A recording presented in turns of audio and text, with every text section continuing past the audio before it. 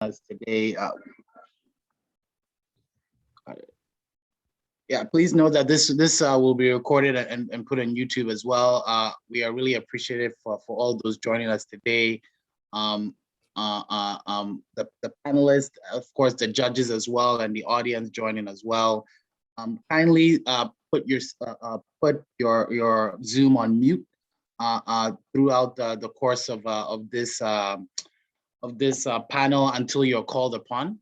We're really glad CESO Global and Proptech Africa to really sort of have you all on this call today. I think it's a big point, big highlight for the Proptech industry moving forward as well.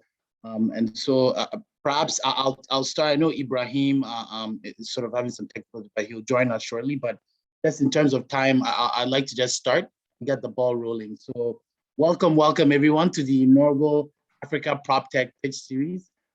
I'm very excited. It's hosted by Proptech Africa and CESO Global. My name is Kweku Essien. I serve as VP of Partnerships and I'm the co-founder of CESO Global as well. We're very excited to have you all here be part of this event. Over the past few years, we've seen a big uptick, a phenomenal rise in the tech industry in Africa, especially in the fintech industry. And typically, as we found, PropTech follows fintech for numerous reasons. And we believe that this is sort of the right time to really sort of get started on this. Even though we believe it'll grow organically, I think it's always good to also have the players in the industry as well begin to push this industry to the forefront. And we believe that PropTech will become as big or bigger than fintech as well, and especially in Africa where it's a very nascent, industry as well. Africa currently has over 200 PropTech startups, with many quickly sort of scaling. This event series really was established to be a catalyst for this industry and to bring together the top PropTech companies and also investors as well and partners in this industry as well. This will be the first of a monthly series as well, and we won't stop. I think it'll just get bigger and better from here as well. Just as a matter of an agenda, each startup will have 5 minutes to pitch, and I'll be very strict with this. And then as well, 10 minutes of Q&A as well from the investors. To just begin this, I'd love to have Sean Godoy as well, co-founder of Proptech Africa, say a few words, opening remarks as well for us to jump this off. Sean.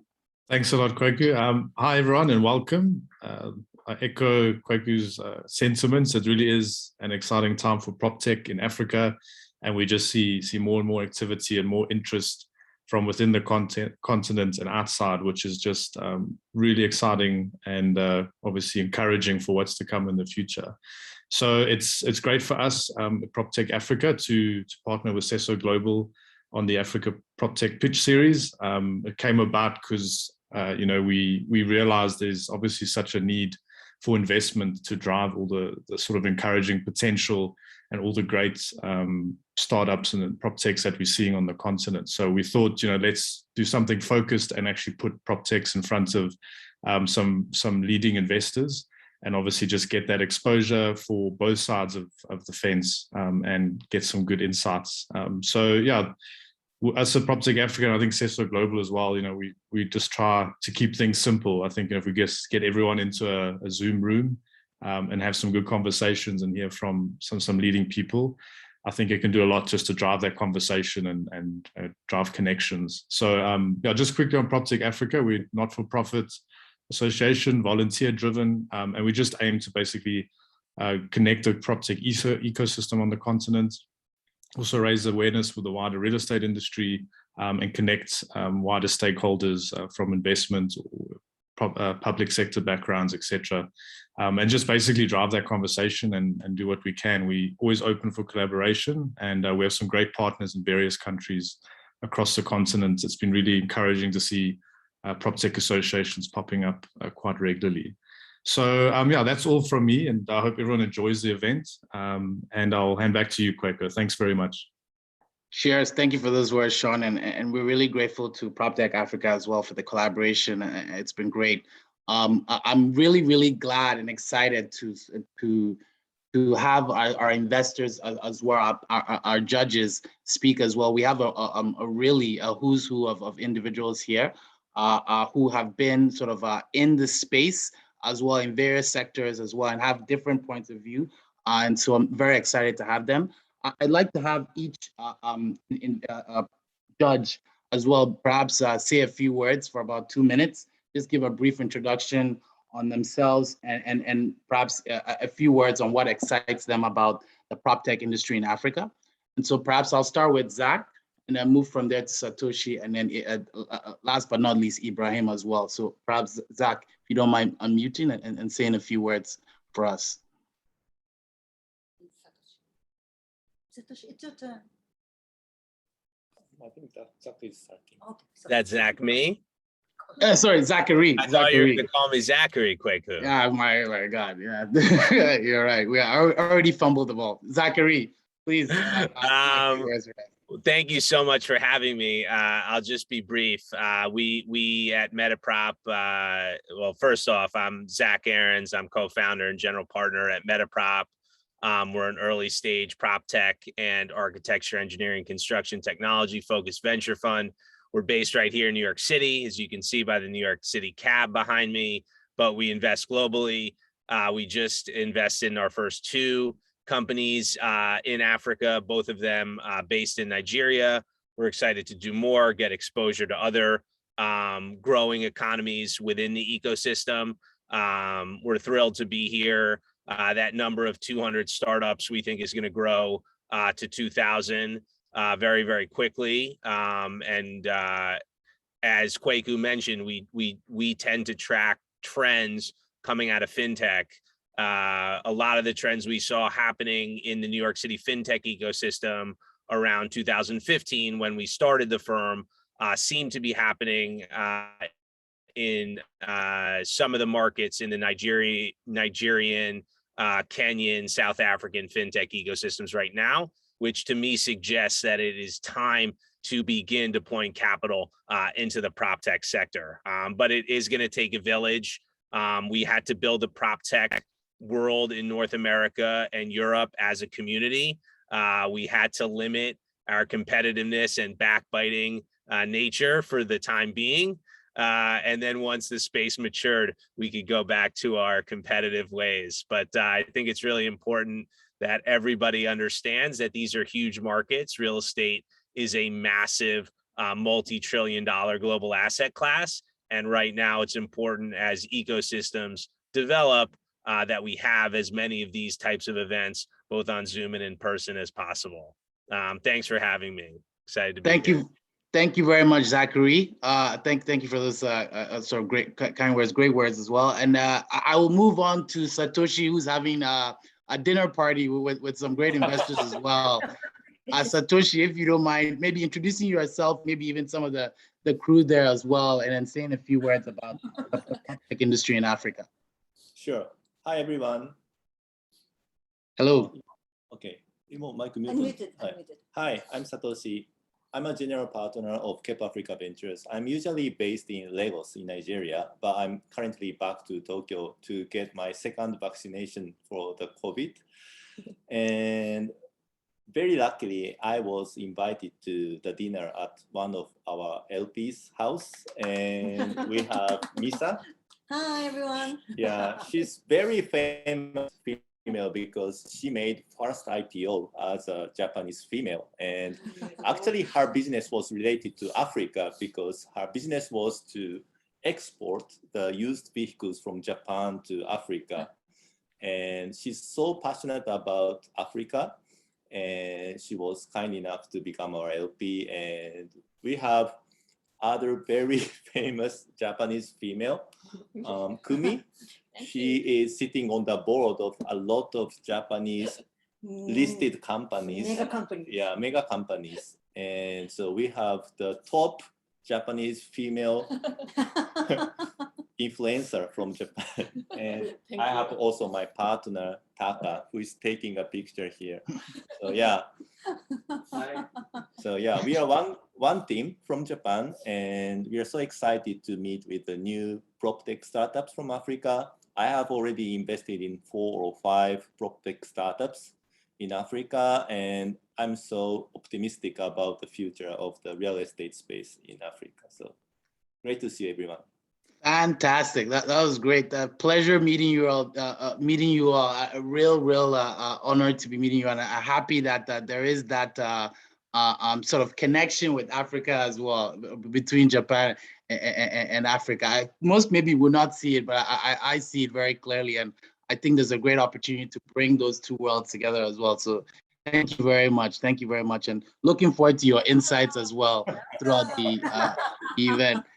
So Ibrahim as well, again, thank you for joining us. If you don't mind giving a little intro on yourself and your thoughts on PropTech in Africa. Hey, Kweku, good to see you. Good to see many familiar faces. Greetings from Cairo.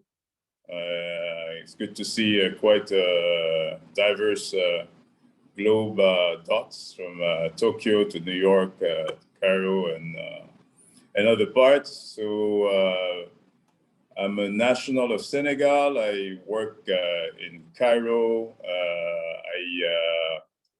I work for an institution called African Import-Export Bank. That's a development finance institution focused on trade finance. We're large, $20 billion balance sheet, doing a lot in trade, but increasingly in the digital economy.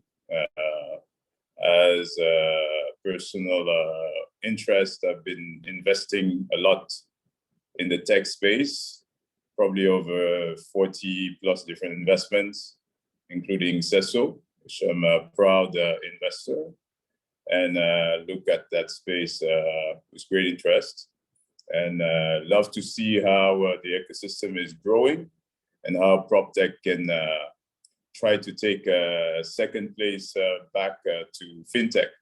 She's currently the champion of the cluster. Fantastic. No, and we're proud to have you as an investor as well, Ibrahim. And so thank you again for joining us. Thank you for the time. And so I'll move very quickly then to the panelists. And so I'll start with my good friend Emeka from Cofundie. Emeka, if you don't mind unmuting and sharing your screen. Hi guys, how you doing? Hello, hey, how are you? Fine, thank you. So I'm to go first? Yes, please. Yeah, so you have 5 minutes to run through. I'll be timing you, and so I'll let you know when you have about 1 minute more to go. And then from there, the investors will then ask you questions there. And so let us know when you're ready and when you have your screen up. You should be able to see my screen now. We are seeing it now. So I will then sort of start the time now. So go, good luck. All right, just give me a sec, please. I'm having some internet issues on myself. Are you good? Okay, let me know when you're good. Yeah, just give me a second. I need to tidy something up here.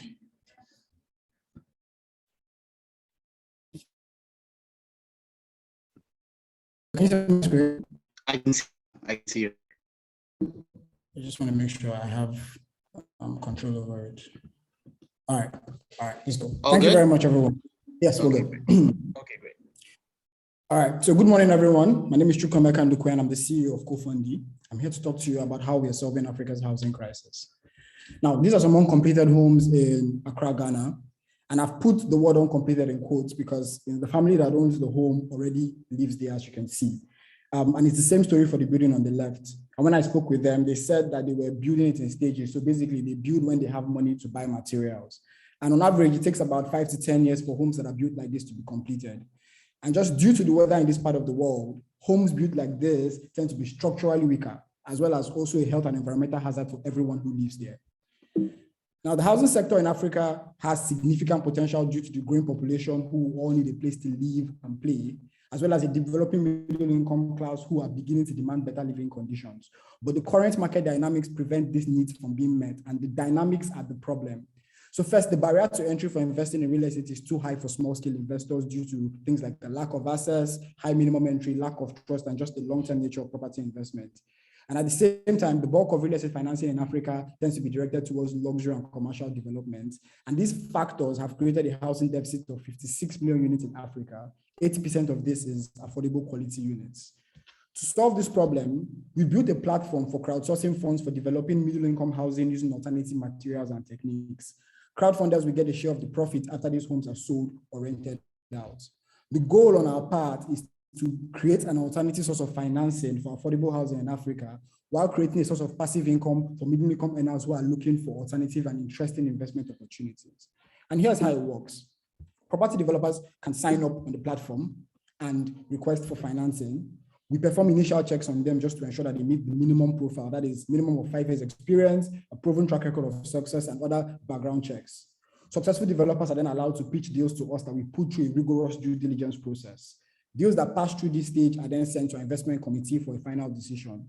And any deals that they approve are put before our users, and they are invited to invest. We currently have a 5% deal acceptance rate.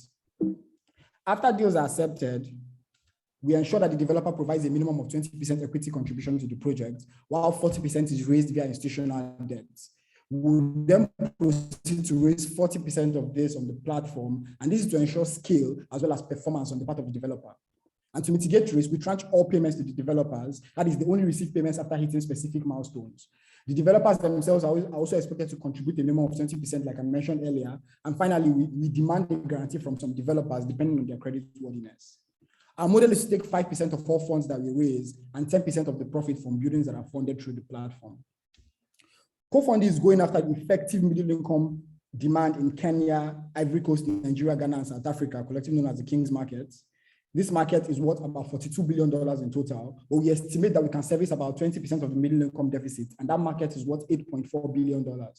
Our initial target market is 5% of the middle income deficit, which we estimate is the size of the middle income population who are ready to adopt sustainable homes and alternative investment opportunities. And that market is worth about $2 billion.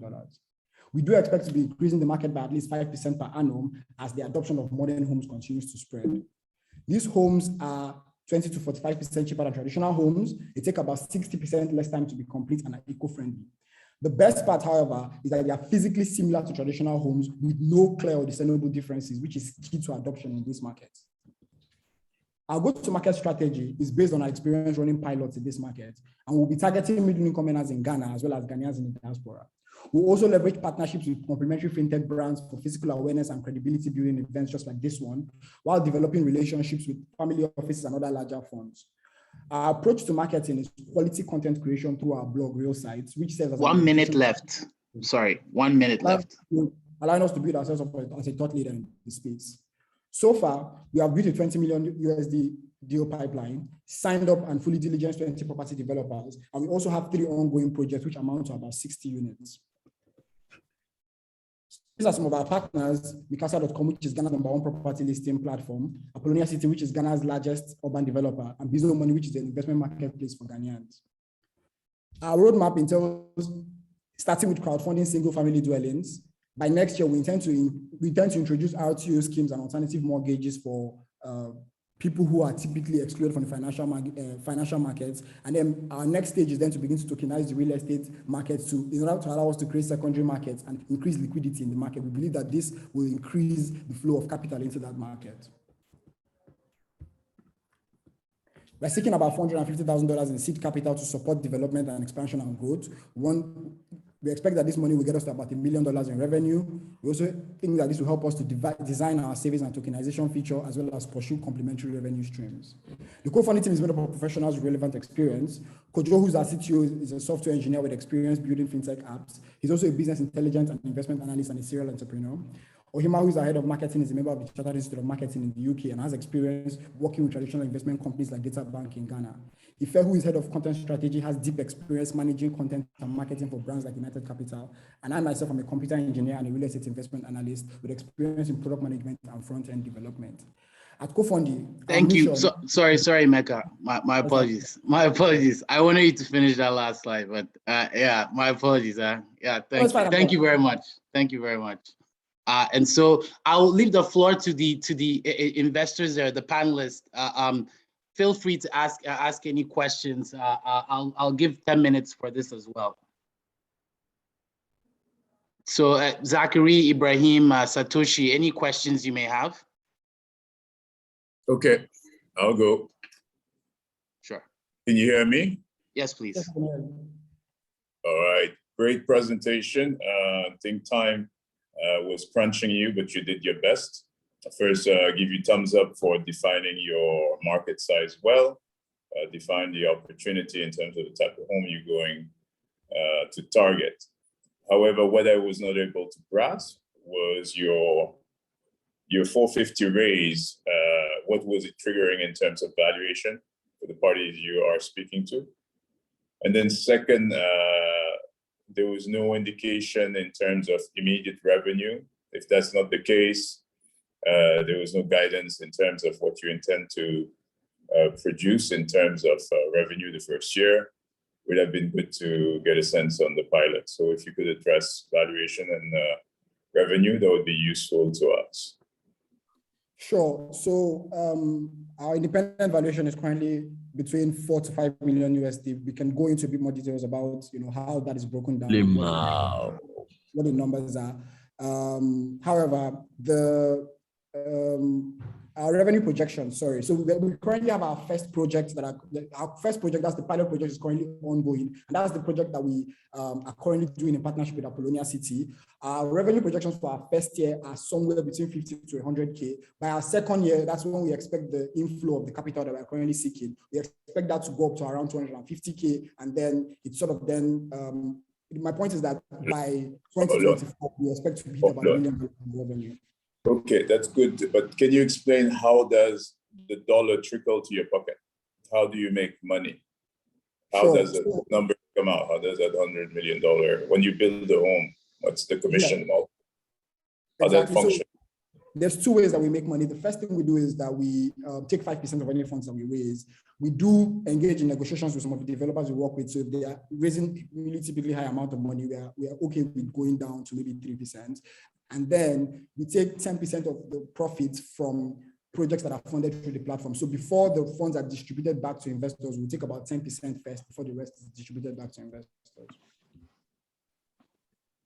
Okay, and now what, I mean, it's good to see that you milk on top of the money raised, but is there a mechanism whereby you collect money only if the home is completed, where you actually are adding to the value chain versus just capital raise?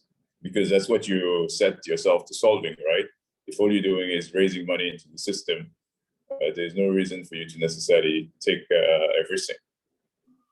Yeah, so what we do is, and if I'm getting your question correctly, you're asking how do we ensure that the money that we take is used to make sure that the homes are completed, right? Yes. Correct. So we have a system currently that allows us to take money through a trustee, which is typically a SEC-regulated financial entity. So they receive the money on our behalf, and then the money to the developers is tranched. So developers, before we sign any deal with the developer, it comes back to us with about 3 to 5 milestones. When they hit a milestone, it triggers a release, which has nothing to do with us. It's the agreement, and the trustee ensures that that money gets to him. So that, and also the developers themselves also have to contribute a minimum of 20% equity anyway to the project. So what that does is ensure that the developer is highly incentivized to complete construction.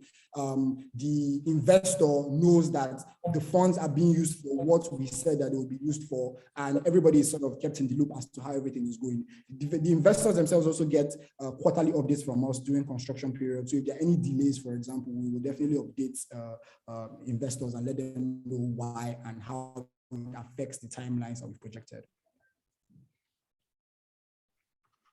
Like to chime in? Great. No, thank you for those questions. From from three or Yeah. Go ahead, Satoshi. Go ahead. Okay. How does the capital stack look on each particular asset in other equity that's coming from the platform as well as debt financing? Yeah, so what we do right now is that in the process of trying to raise some debt, I don't know if I should have said that, but EcoBank here in Ghana. And the point of the matter is that we are going to do maximum of 40% in construction, in the construction financing. The rest of it goes towards things like the developer who can be planned for a form of equity that is in. We do take some institutional debt, and we are currently that for it's typically more than 40%. The developer provides a minimum of 20%. Some of our developers have contributed a bit more than that, but it never goes below that. And then the rest of it goes in as debt from a financial institution here, which is a bank. What we want to do is we now want to start looking at family offices, for example, or investment groups who have more favorable terms for the kind of debt that they would provide.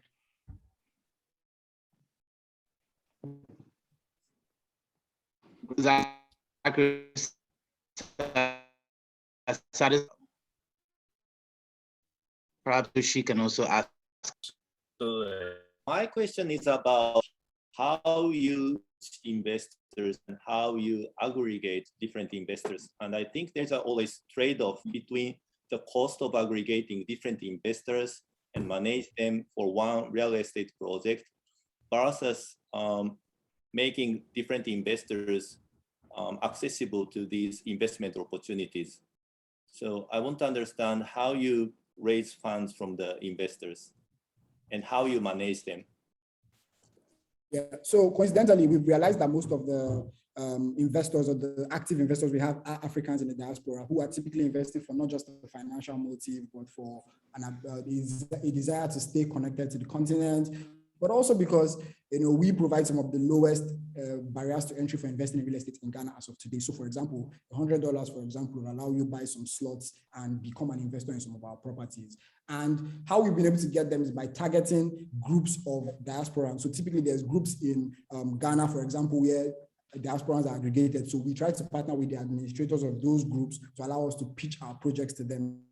So giving us, for example, one meeting, for example, and then we have spoken to 700 to 1,000 people at once. And that sort of spurs some interest in what we're trying to do.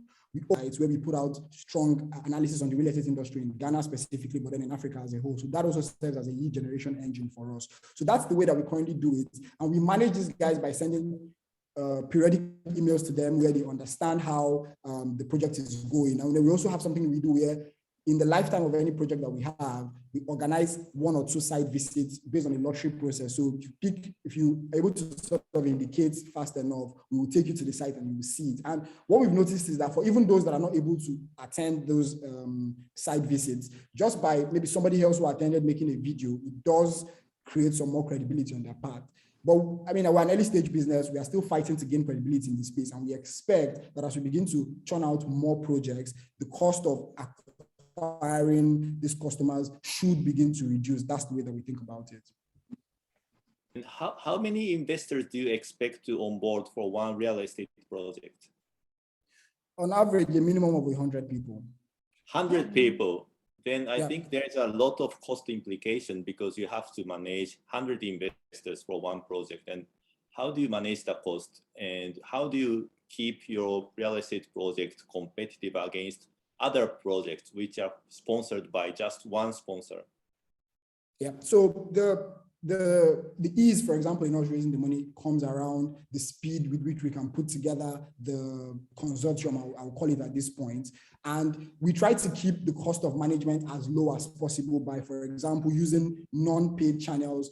We create the reports internally ourselves as a team. The developers send us the raw data which we put together into understandable chunk that we then send out to the developer. So the active management, and also during the COVID pandemic, so we've not had to physically meet anybody or physically take anybody anywhere or take as much people anywhere. So the active part of managing people, which is the more cost intensive part of AIMS has not really come up in the past few months of us running the business, partly because of the COVID pandemic, but partly because most of our investors, like I said, are foreign investors who don't live on the continent anyway and trust the brand. We are partnered with a couple of very trustworthy brands on the continent, so they tend to sort of trust what we have to say. But do we expect that cost to continue to grow as more people begin to demand for physical meetings and things like that? The answer is yes. But for developers, the benefit that they get by coming to us is that they get better returns. So our investors are essentially like business partners to them, as opposed to a bank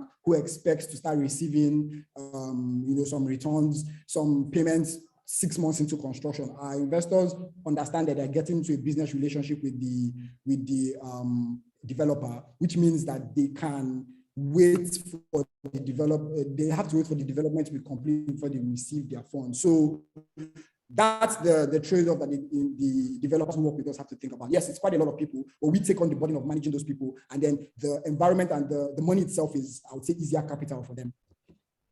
Fantastic. I will have to end it there. Thank you very much, Emeka. That was a sort of very, very good. So thanks for doing it in 5 minutes and being able to answer the questions. Thank you to the panelists, the judges as well for those great questions. And so we'll move very quickly then to Crowdprop. So Zack, if you don't mind putting up yours sort of screen as well and put it on your video. Hi, can you see me? I can see you very clearly, yes. Hi, good afternoon, everybody. Thanks for having me. Afternoon. Great. So are you ready as well? I'm ready. Okay, great. So I'll start the time now. You have 5 minutes. Thank you. So, hi, everybody. I'm Zack from Crowdprop, South Africa's first regulated property crowdfunding platform that's primarily equity-based. Our platform is designed to connect real estate investors to property owners and developers in order to raise capital for lucrative property investments, both locally and offshore. The problem with property as an asset class is that it is lacking and in need of disruption when compared to other asset classes such as equity, bonds, etc. The reason for this is because of the high capital requirements. As you know, property is an industry that's traditionally dominated by high net worth individuals and institutions. The second problem is the lack of access. Because people or most people don't have access to property, they don't necessarily understand it, nor have the liquidity to be able to invest into it. The last problem is traditional property finance and the limitations that come along with stringent vetting and regulatory limitations, which has hindered inclusive growth in the industry due to lack of funding to retail investors. Our mission is to provide the average investor with a digital platform that makes investing in real estate simple and affordable. By using crowdfunding, we enable you to invest with confidence in the real estate sector by connecting you with pre-vetted lucrative property investments, thereby democratizing real estate investment. How we do this, basically providing a solution that is simple and easy to use. Our online platform is quite intuitive, that easily allows you to browse and invest and monitor your investments. It's also accessible via the internet and affordable with a minimum investment of 10,000 Rand upwards. It utilizes fractional ownership and fractional revenue, and safe and secure because we are a licensed financial services provider with a fully regulated product. The platform serves two types of users. One is property investors that are looking to diversify their investment portfolios into real estate. They can do this via our platform and access low-cost property investments that enable them to earn regular income that was not previously accessible to them. The second user is a property owner or a developer that is looking to sell their entire property or de-risk capital by selling a portion of it. They can do so via our platform by accessing large group of investors that enable them to raise the capital that they require. This is all made possible through equity crowdfunding and fractional ownership. We raise the capital from our investors and enable them to purchase pre-vetted properties. Investors are then given fractional ownership in the properties and able to partake in its rental cash flows. Crowdprop manages the property and distributes returns to investors, which results in property owners getting the funding they require from willing investors that are seeking ownership in profitable property investments.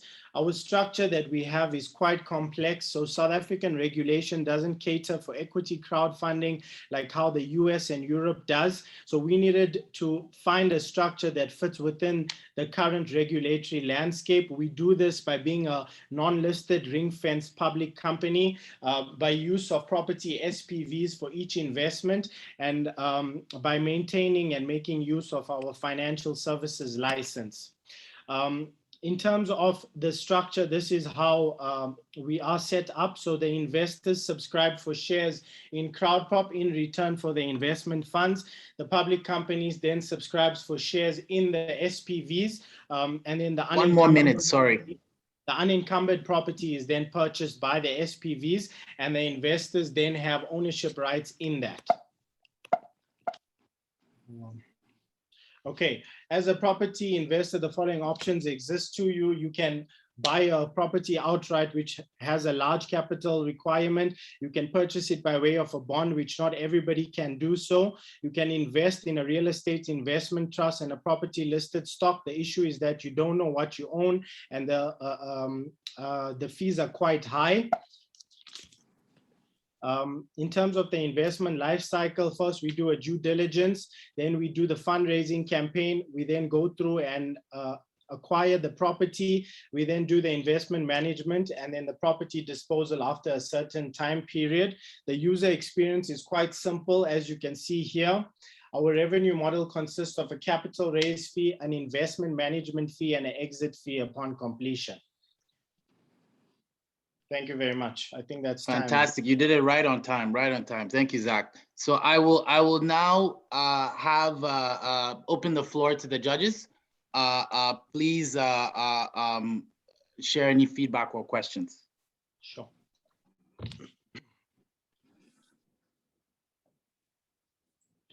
Should I let my colleague start this time? I'll go last. Yeah, I'll start this time. Given the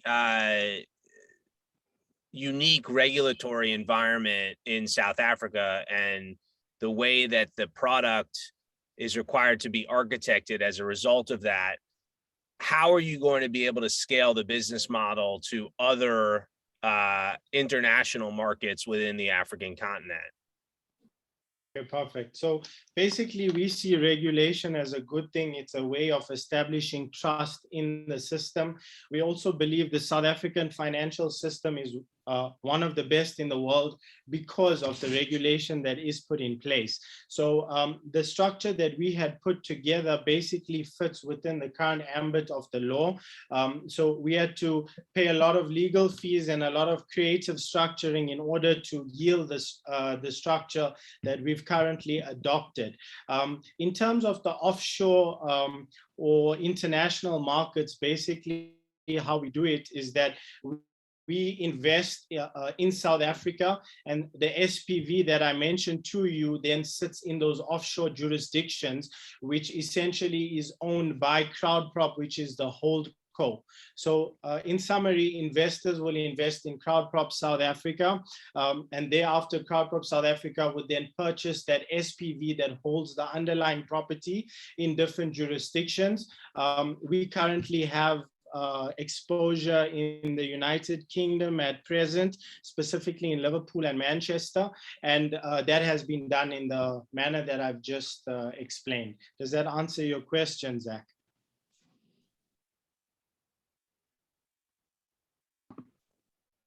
Thank you. Great. So yeah, please, anyone else with any questions? Just on that, Zachary.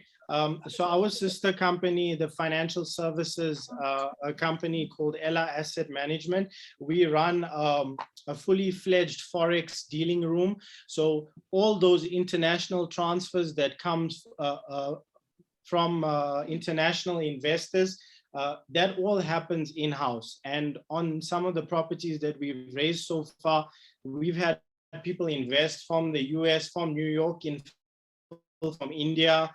We've also had people from Europe. So having all those capabilities in-house, leverage and take those economies of scale. Excellent. Any more questions? I think Satoshi was about to say something. Yeah, I was trying to put myself in the shoes of your investors, and how do you ensure that my ownership of the fractionalized real estate is actually protected? And also, if I were an investor, I want to make sure that there's an opportunity to sell my stake anytime I want. And how do you ensure that I can sell it anytime? And how is it supported by the regulations in South Africa?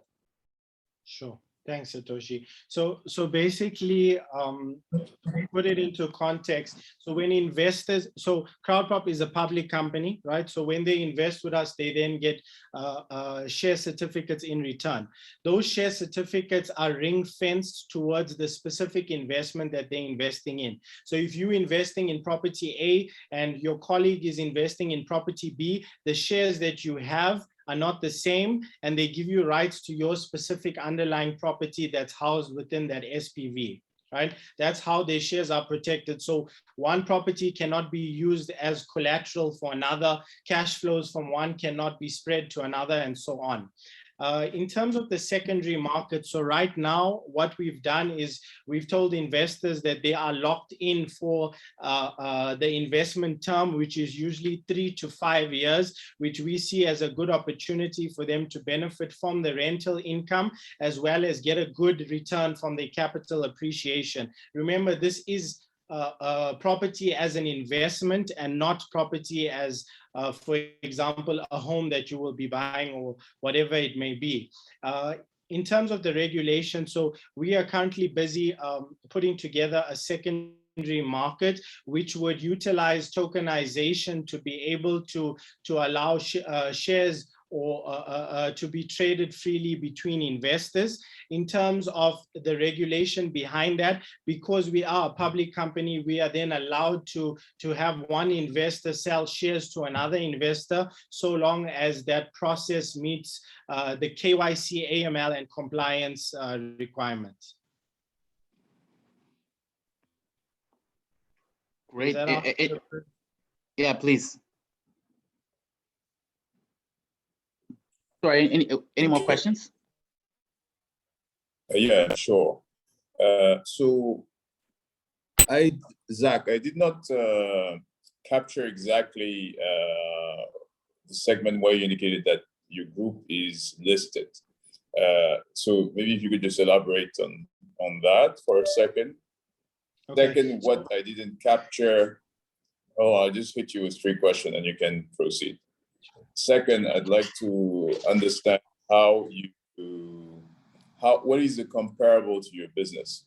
You know, the association, the group have put together this audience to listen to you. There's a lot of international investors.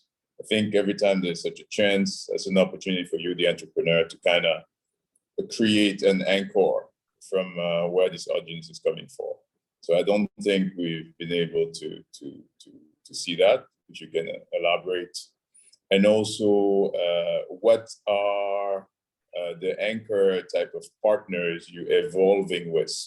You know, the previous entrepreneur, you kind of saw the problem they're trying to solve and who they partner with in order to solve it. So the scalability point that Zakaria was pointing to earlier is what I was trying to get back at. So those are the 3 questions for me. Okay, cool. So firstly, we are a public company, but we are not listed. The reason why we're required to be a public company is because in South Africa, if you are raising from more than 50 investors, you then need to be a public company, and that's according to the Companies Act of 2008. So the whole idea behind being a public company is that eventually when we get to a stage for us to be able to list as an ICO on certain stock exchanges IPO on such exchanges is we are already there. We have already have all those requirements in place, and it then makes exit strategy or that scalability easier. Of comparable, so we manage at the products that basically is Forex of a institution. What we've seen was that in the asset management space, specifically in South Africa, is that property was always lagging. And if you look at the alternatives that are there right now, every investment portfolio should have an aspect of property in it because it's tangible, because it's safe, and there's so much land in the world. Secondly, with regards to the alternative in property, many people have the need to be property outright. Many people have net to put 5 or 10 guys together to collect higher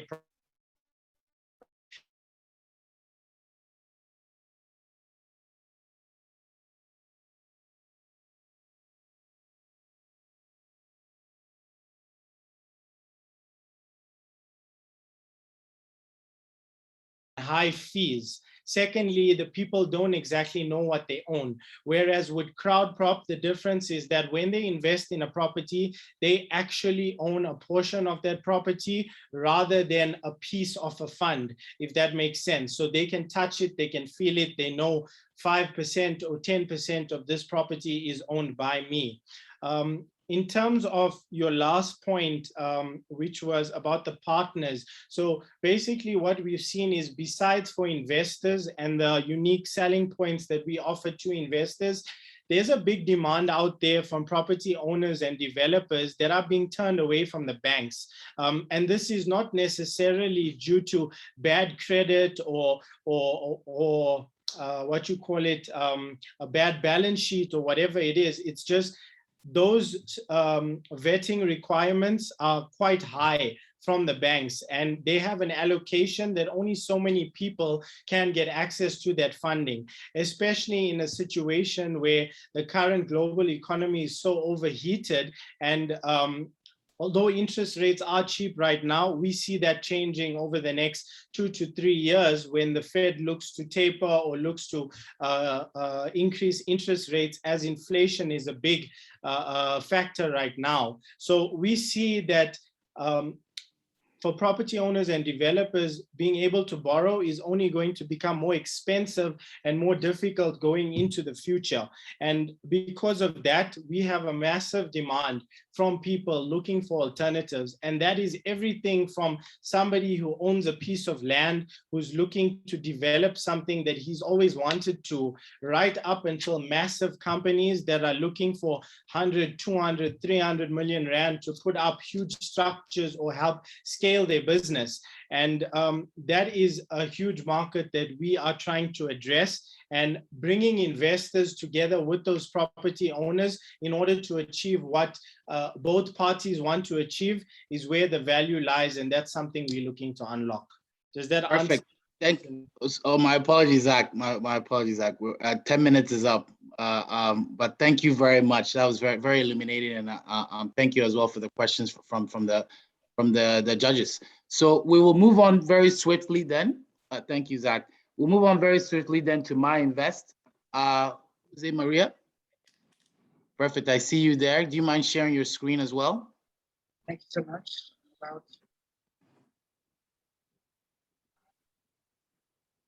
Can you see the screen? Perfect. Perfect. I see it. Oh, what happened? Okay. Okay, great. So you have 5 minutes. Good luck. Thank you so much. So everyone can easily own a fraction of a Tesla stock, but not everyone can easily own a fraction of it. My name is Jose Maria Acolanda, and I'm the co-founder of Myyinvest. Myyinvest is a fractional real estate investment platform that connects local investors and diaspora investors to the African real estate market.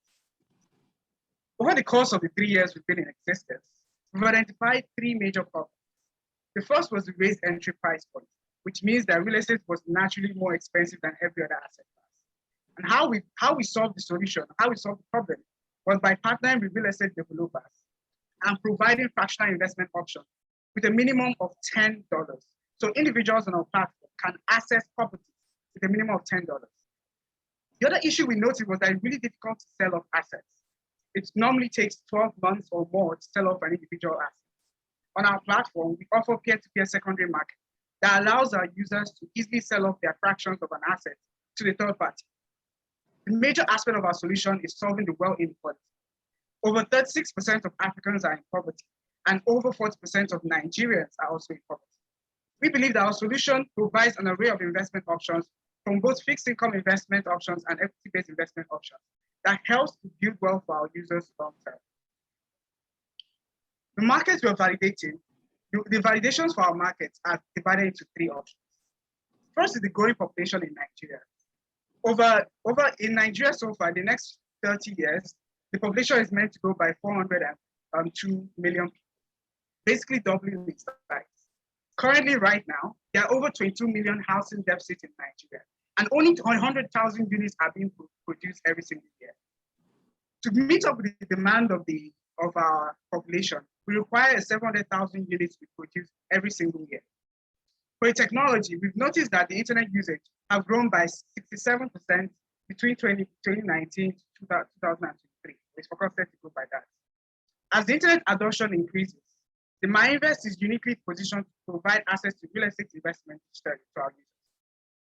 The market opportunity is really huge, over 30 billion total market size, and we're looking at taking a share of 5% in the next 5 years.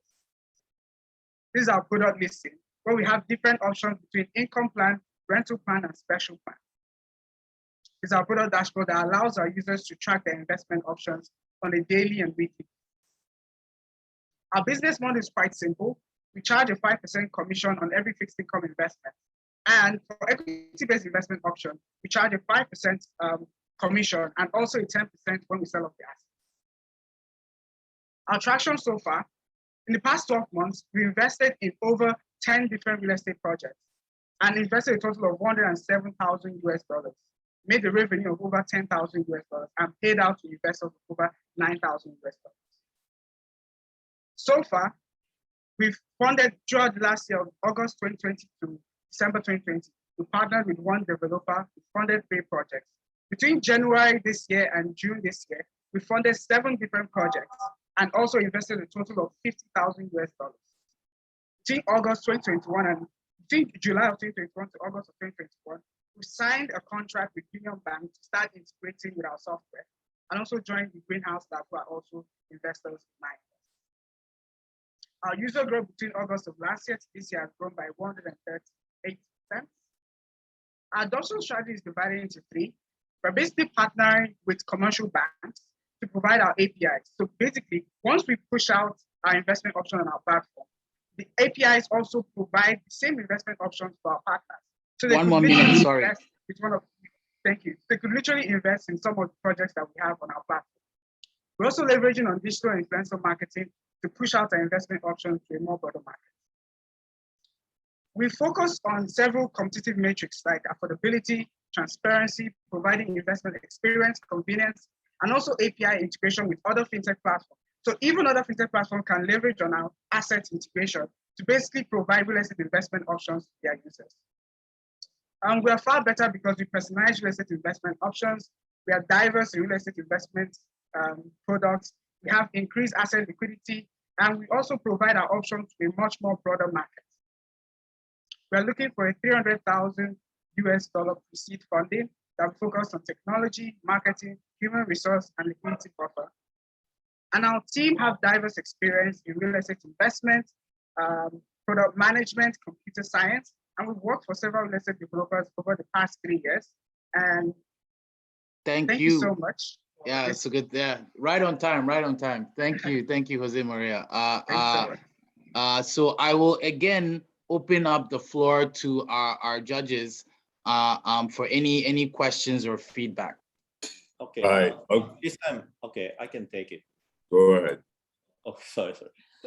Yeah, so First of all, I wanted to ask you about tech aspects of your product. And you mentioned that you're going to fractionalize the real estate and also to facilitate secondary markets. And like, what is your core technology to enable these services? And my second question is about like, who would be your primary customers? I think you mentioned API to connect with banks or other institutional investors. But when you talk about fractionalizing real estate, I thought you are going to target individual investors. And I think whether you are going to target individual investors first or institutional investors first would really impact your product roadmap and also how you build trust from your customers to use your platform. So I would like you to elaborate on that point too. Thank you so much. So the first thing, I'll probably start with the users first. The first thing that we noticed was that the current base of users don't really understand the asset class. And it's a lot of capital needs to be deployed in real estate space. Currently, like I mentioned, there are over 22 million housing units in deficit. And we needed capital to be deployed in this space. Retail investors alone cannot provide the much capital to be deployed in real estate space. So that's why we said that we're going to sort of provide a platform that even the banks and other asset managers and other fintech platforms that have different allocations investment options can leverage on. So far, we've actually been dealing in the past 12 months, we've actually been dealing with only retail investors. But we quickly understood that for us to scale this faster, we need to also open it up to diaspora individuals abroad and also open it up to even investors now, institutional investors in our ecosystem to also get this appetite. Even if it's just a 2% allocation in real estate development, would also provide that level of capital for real estate developers to build on their projects easily and faster. So that was the thought process behind why we decided to say, okay, we're providing options for our investors on the platform, but also providing some sort of a B2B aspect of our solution to institutional and asset allocators to sort of build our solution even way faster. And one of the things that really kicked it off was that a lot of developers were coming to us for their projects, and we are literally saying, hold up, we don't have the capital to actually push this. And that's sort of a demand and supply issue. And this is some of the ways that we're sort of integrating to sort of solve that demand and supply issue in our solution. The first question we asked was on fractionalization. Currently, it's as easy as dividing a total project size into different numbers of shares on our platform. And individuals can basically buy a portion of the shares and basically invest, right? So imagine if a project is worth $100,000 US. We just divide it and say, okay, every individual can own and invest in this project with a minimum of $10. And everybody gets to participate in that project and gets their returns back. In the coming months, we are going to be integrating tokenization and blockchain to sort of build on what we've already started so far. Thank you so much. Thank you. Great. Any more questions? Right. I think Satoshi stole one of mine, so I'm left with two. So a good presentation. Definitely think that you're onto something, and you need to push the points Satoshi was just making to how you capitalize on the retail. The best-selling proposition you have in your deck is your API integration with the ecosystem. If you're able to push yourself away from the single transaction, it's good to see the velocity of your growth. It's good to see you track how you're getting your adoption to improve in the ecosystem. But if you're able to become a SaaS-like or a mean for adoption to happen in this system, then your valuation really catapults even outside of the Proptech current interval. So my question is, you did share in detail how much you were trying to raise? What was your use of proceed? You didn't say anything about valuation. I don't know if it was intended shyness, but it would be good to address the valuation point. The second is, at the moment, you've pointed to some transaction size. I think I saw 50,000 climbing towards 100,000. How does that translate to revenue? Unless I missed it, I did not see the revenue line. And then obviously, visibility into your cost structure would be useful. Thanks so much. So currently we're raising our pre-seed of 300,000 with a valuation of 3 million. So that's currently what we are doing. For our revenue, so most of the projects that we've done, we're developing as providing additional finance to sort of build the roads, build the walls, and provide that capital to the developers to sort of keep things up. How we actually make money is on commission based. So a 5% on every capital that we deployed so far is how we actually make the capital. Then we also make money. So is it 5% of what you call transaction size? Yes, 5% of transaction size. Okay. Then on the other end, when the return, so let's say the return on a particular investment option is providing a 65%. And one of our projects last year, a remodeling project for an Airbnb, the ROI for that project gave us 5%. And for the users, we gave roughly 30%. The spread in that capital, in the return, is actually ours to keep. And that's how we make money. So we make money at the beginning when we actually charge commission to developers, and also at the spread of the return when we actually pay back the investors. Okay, and who's your potential buyer? What's your exit, operationally speaking, in your strategy? If you had to be bought out or sold to someone, if we move away the IPO possibility, who would you like to buy you? Is it a neobank? Is it a proptech player? Or is it something else? What's that vision for you? I think one of the major things for us is, if anyone is literally going to buy us right now, it's sort of a company that will push our vision forward to make sure that we are the #1 capital allocator in real estate in Africa. And anyone that is going to make sure that that thing works, we're happy to actually provide have talking points with them as well. So it could be a Proptech company, it could be a neobank, and we're willing to have conversations around that as long as that vision is alive. All right, thank you very much. Thank you. Zachary. Hey, just wanted to say great presentation. I have to jump to my next thing. I only had this for an hour on my calendar, but wonderful to see everybody, and thanks for a great session. Hey, thanks for the time, Zachary. Thanks for joining. You're right. We have stretched a bit into it, so perhaps I'll give, and I think Zach started off nicely. Perhaps I'll give each judge sort of a few minutes to say a few words at the end. Perhaps Ibrahim, if you have some few closing remarks and some feedback on the session today and PropTech in general. No, first, thanks to the group for organizing. I think that was a fantastic initiative. Humbled to have been selected to this eminent panel. The industry is growing very fast, and you guys are doing a phenomenal work. The candidates you brought were a wide variety. It was good to see what's happening on the ground. It's also important to push these guys to the international ecosystem, since currently there's great appetite for African tech series. As we're climbing to $3 billion, and I think that number could reach $4 billion if we get lucky and we continue with this momentum. So PropTech is not getting enough audience. So you guys are doing well to do this. We'll keep pushing.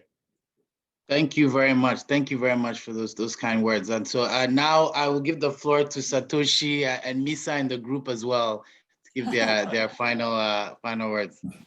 Thank you very much. So with population growth and urbanization and widening gap between the rich and the poor, I think fractionalization of the real estate and enabling the investors locally to invest in the local real estate projects is very important.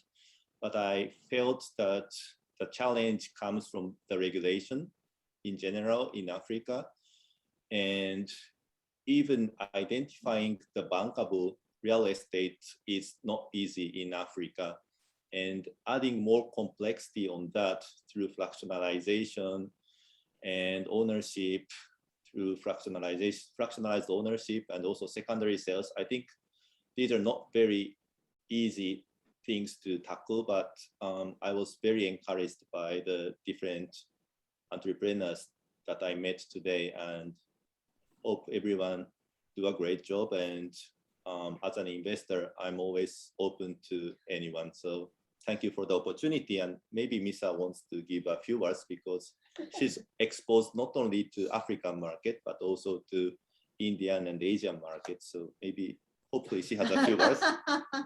Hi, everyone. I used to live in South Africa in 1970s. So it's quite a long time ago. And I believe Africa has improved a lot since then. But there's lots of challenges because I believe a lot of things are not organized yet. Hope you will survive and build a great business. Fantastic. Wish you Thank good you luck. for that. Thank you. Thank you. Thank you. No, I enjoyed it. So no, thank you to everybody here. Thank you to the panelists as well, Cofundie, Myyinvest, as well as Crowdprop. Thank you guys for joining us. I'll perhaps maybe give the floor to Sean to maybe say some closing remarks, and then we'll leave you all as well from there. Sean? Thank you, Kweku. Thanks so much to our Proptech founders and our investors for their really great input. It's just great to, like a comment was made earlier, to have such a diverse group of people representing different cities and regions across the world, and also some fantastic finance or fintech proptechs from 3 different countries on the continent, just providing a really good sense of some interesting and exciting activity happening on the ground.